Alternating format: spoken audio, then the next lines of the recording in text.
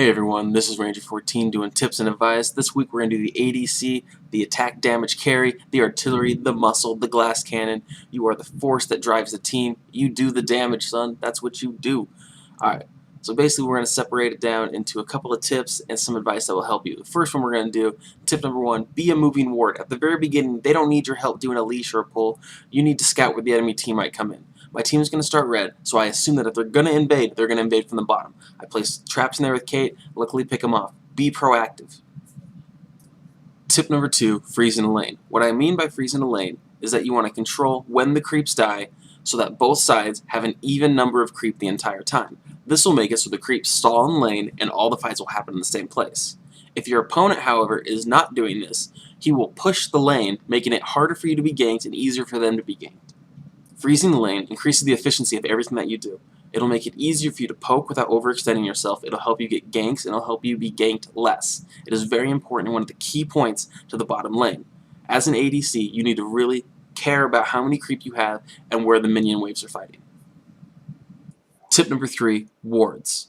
I might not get a lot of support on this, but as an ADC, you need to buy wards too. Your support needs to buy GP10 so they can maintain items throughout the entire game. Buy a couple wards here and there, help out your team. Here I am on Kate buying a pink ward. We unfortunately don't get another ward, but that's okay. Right now we're keeping control of the bottom lane. I'm helping out my support with the control.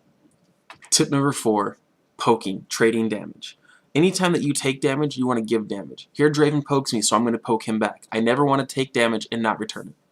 In this clip, I'm going to poke Graves a couple times. Right now, I am trading damage to him without him giving any damage to me, which is a great boost in lane. I hit him with a Q, which even does more damage, so he's forced to back off. Super secret ninja tip. Right now, I'm going to step in between Graves and his minions, therefore zoning him from his CS so he doesn't get money or experience. This is a great way of muscling your way into winning the lane. Notice that when I'm doing this, I'm not putting myself in a dangerous position, I'm not overextending. I'm on my side of the river, and I'm going to take every precaution to make sure I do not die while doing this. Tip number 6, farming off a tower. This is a fundamental skill that you must learn to greatly increase your farm. The rule is not always perfect, but this is generally how it goes. It hits a melee creep twice, you get the kill. It hits a range creep once, you get the kill. Follow this rule, it will greatly increase your farming. Towers are a great resource, but they are not perfect. Tip number 7, towers are not equal safe zones. Here I get dove by Leona and Corki. I still have to make big plays to stay alive in this.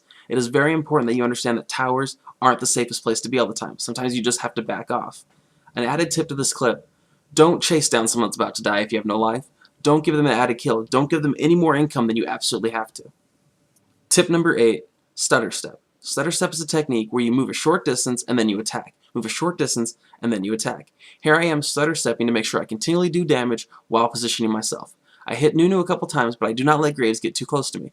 Now as I kite Nunu, I have to keep my distance from him because I am one hit away from death. I keep attacking and keep moving. This enables me to do a maximum amount of damage without taking damage.